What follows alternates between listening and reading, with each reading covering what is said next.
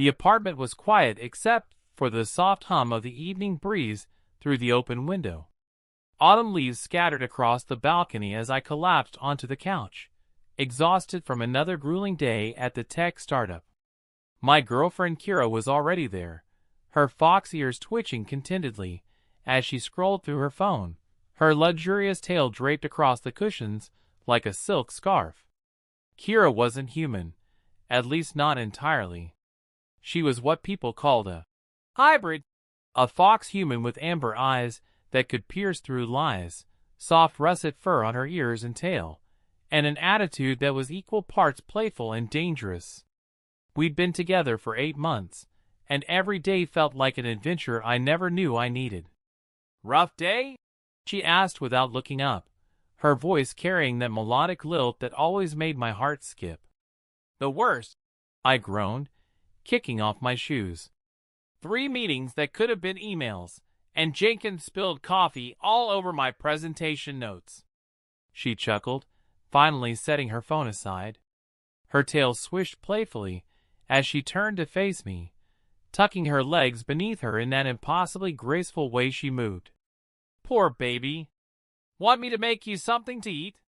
I want you to just sit here and exist," I said, reaching over to scratch behind one of her ears, her favorite spot. She immediately leaned into my touch, a soft purring sound emanating from her throat. We fell into comfortable conversation, the kind that happens when 2 people have learned each other's rhythms. She told me about her day working at the botanical garden, how a group of kids had been fascinated by her tail, how her coworker Dimitri had tried, and failed, to flirt with her again. "He just doesn't take a hint," she said, rolling her eyes. "I told him I have a boyfriend who says incredibly stupid things but somehow still makes me laugh." "Stupid things?" I protested, grinning. "I'm eloquent. I'm sophisticated. You ate cereal with orange juice last week because you weren't paying attention. That was one time." She laughed, that bright, genuine sound that made everything else fade away. Then she shifted position, stretching out on the couch with her head in my lap, her tail curling around my waist possessively. The movement caused her shirt to ride up slightly, and in that moment of casual intimacy, my brain completely short-circuited. "Honestly," I said, the words tumbling out before I could stop them, "your butt is ridiculous." The moment the sentence left my mouth, I knew I'd made a terrible mistake. Time seemed to freeze. Her ears, which had been relaxed and drooping, shot straight up like 2 russet antennae. Her tail, which had been lazily coiled around me, went completely rigid. And her eyes, those beautiful amber eyes, widened into saucers of pure shock and indignation. "What?" she said slowly, her voice dangerously calm. "Did you just say?" I felt the temperature in the room drop about 10 degrees as Kira slowly, very slowly, sat up from my lap. Her movements were deliberate, controlled, like a predator who'd just spotted prey that had made a fatal error. Every instinct I had screamed at me to run, but I was frozen, watching as she turned to face me fully. My mouth opened and closed uselessly. How did I explain that I'd meant it as a compliment? That I found every inch of her absolutely captivating? That my brain had just malfunctioned in a moment of appreciation? "You think," she said, her voice getting progressively higher, "that you can just comment on my body like that? Just casually? Like it's nothing?" Her tail was now lashing behind her like an angry whip, and I could see the tips of her fangs as her lip curled slightly. But there was something else in her eyes, too, a glimmer of amusement that she was desperately trying to suppress. "Kira, I didn't mean—" "Oh, you didn't mean it." She stood up abruptly, and before I could react, she'd hopped onto the coffee table in front of me with surprising agility, looming over me with her hands on her hips. The position put her at eye level with me, and I could see every emotion playing across her face: genuine surprise, mock offense, and poorly hidden delight at my obvious discomfort. "I meant it as a compliment," I blurted out, my hands raised defensively. It's a good ridiculous. An amazing ridiculous. Are you digging yourself deeper right now? She interrupted, leaning forward until her face was inches from mine. Because it really sounds like you're digging yourself deeper. I could feel the heat radiating from her body, smell the subtle scent of jasmine from her shampoo mixed with something uniquely her, wild and earthy and intoxicating. My heart was hammering in my chest, and not entirely from fear. I think you're beautiful, I said honestly, abandoning all attempts at deflection. Every part of you. And sometimes my mouth says things before my brain catches up, and I'm sorry if I... She cut me off by pressing a finger to my lips, her expression softening slightly. You think you can just smooth talk your way out of this? But the corners of her mouth were twitching upward. Is it working? I asked against her finger. Absolutely not. She removed her finger and straightened up, her tail still swishing back and forth in agitation. Or was it excitement? You'll regret this, she declared dramatically, though I could hear the playfulness creeping into her voice now. How badly? I asked cautiously. Her grin turned absolutely wicked. Oh, you'll see. Fox girls don't forget insults, or compliments gone wrong. She hopped down from the table gracefully, her tail deliberately brushing across my face as she turned away. I'm going to make you suffer. Kira. No, she said, walking toward the kitchen with an exaggerated sway in her hips that was definitely intentional. You've made your bed. Now you get to lie in it. Or maybe you won't get to lie in it. We'll see. I groaned, dropping my head back against the couch. This was either going to end very well or very poorly, and with Kira, it was impossible to predict which. For the next hour, Kira made good on her promise to make me suffer. She moved around the apartment with deliberate grace, making sure I noticed every sway of her hips, every flick of her tail. When she reached up to grab something from the high shelf, she made sure I saw. When she bent down to pick up her phone, she took her sweet time about it. You're killing me, I finally groaned from my position on the couch. Oh! She glanced over her shoulder innocently, her tail swishing. I'm just going about my evening. Is there a problem? You know exactly what you're doing. She laughed, that bright, musical sound that never failed to make me smile despite my current torture. Maybe I do. Maybe this is what happens when you make shocking observations about your girlfriend's body. I stood up, unable to take it anymore, and crossed the room toward her. She watched me approach with those amber eyes, a challenge glinting in them. When I reached her, I gently took her hand and pulled her close. I'm sorry, I said softly, my other hand coming up to cup her face. I should have been more thoughtful with my words. Her expression softened, the playful mask dropping for a moment.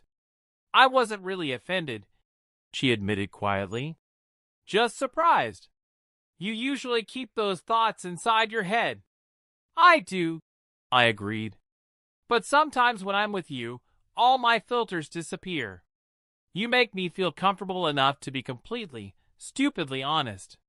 She leaned into my touch, her ears drooping slightly in contentment. Stupidly honest is an understatement. Can I make it up to you?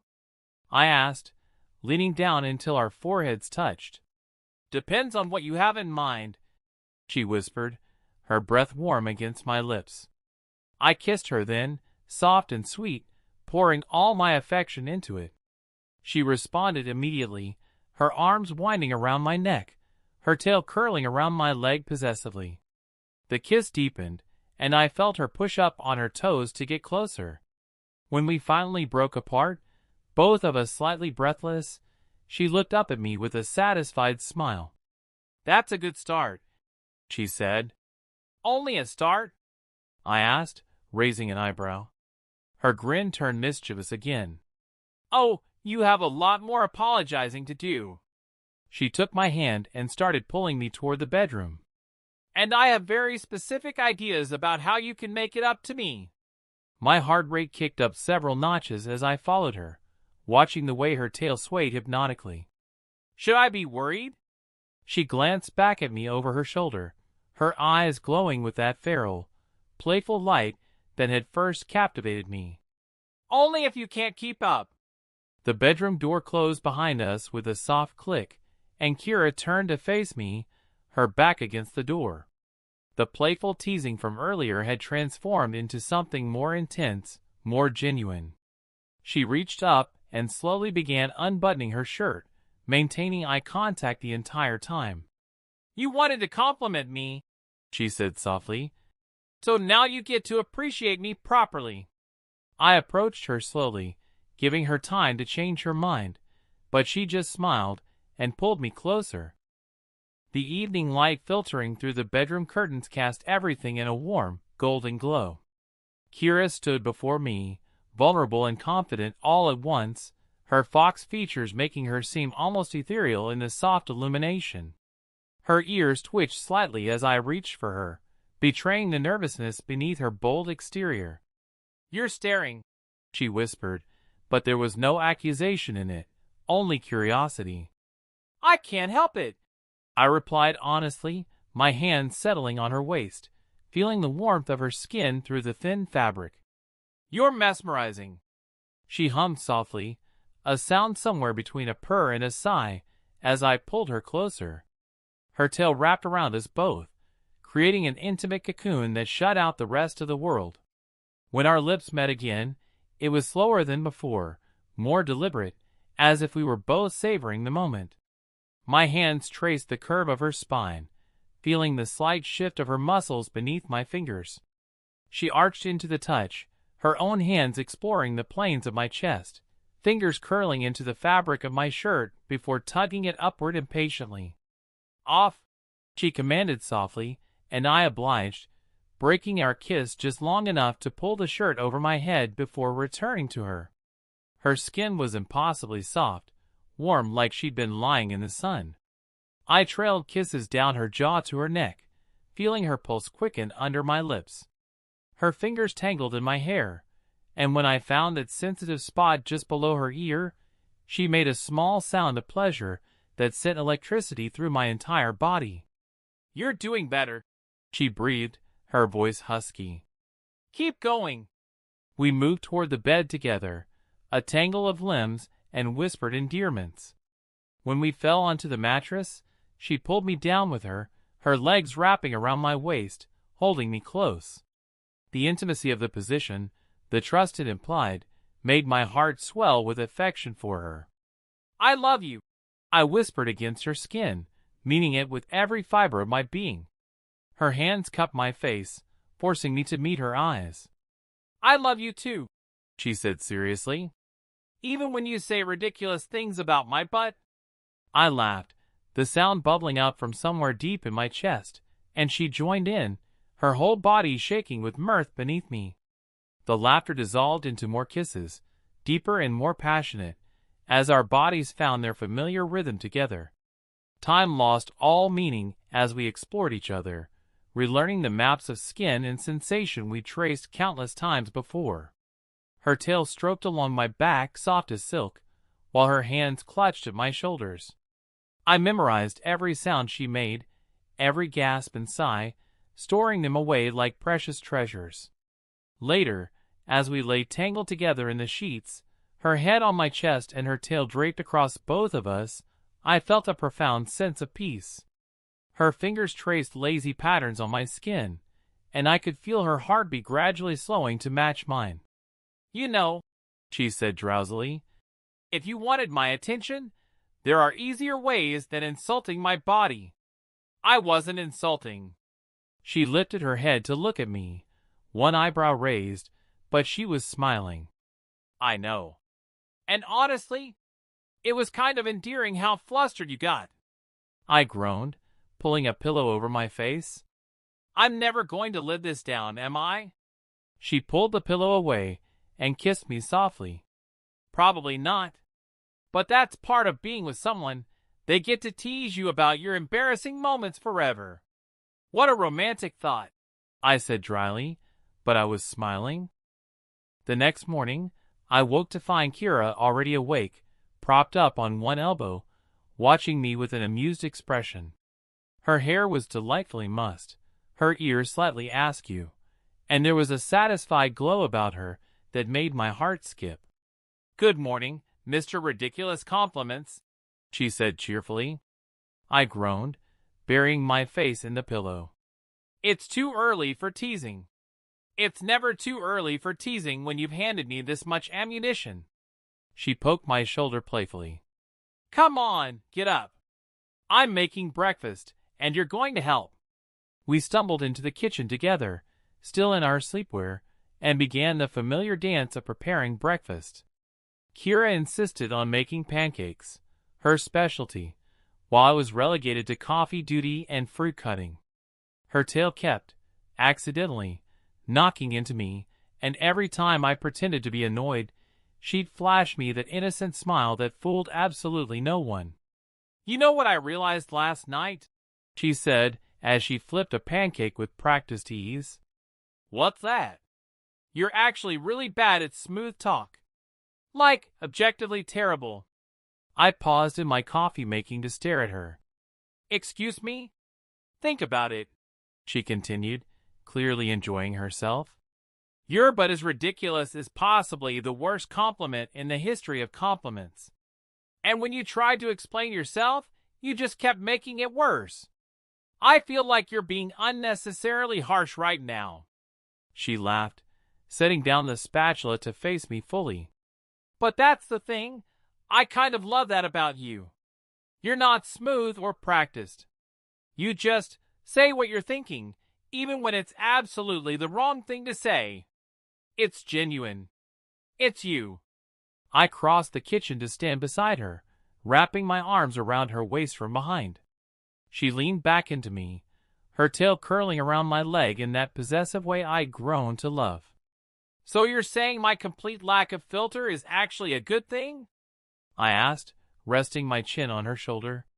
"I'm saying it's an interesting thing," she corrected, "and that I wouldn't change it, even if it does occasionally result in you saying something that makes me want to throw a pillow at your head." We finished making breakfast together, the kitchen filled with easy conversation and the smell of coffee and pancakes. When we finally sat down to eat, Kira suddenly reached across the table and took my hand. "Thank you," she said seriously. "For what?" "For being honest with me, even when it comes out wrong. For making me laugh. For last night." Her cheeks flushed slightly, a rosy color spreading across her fair skin. "For everything, really." I squeezed her hand, feeling that familiar warmth spread through my chest.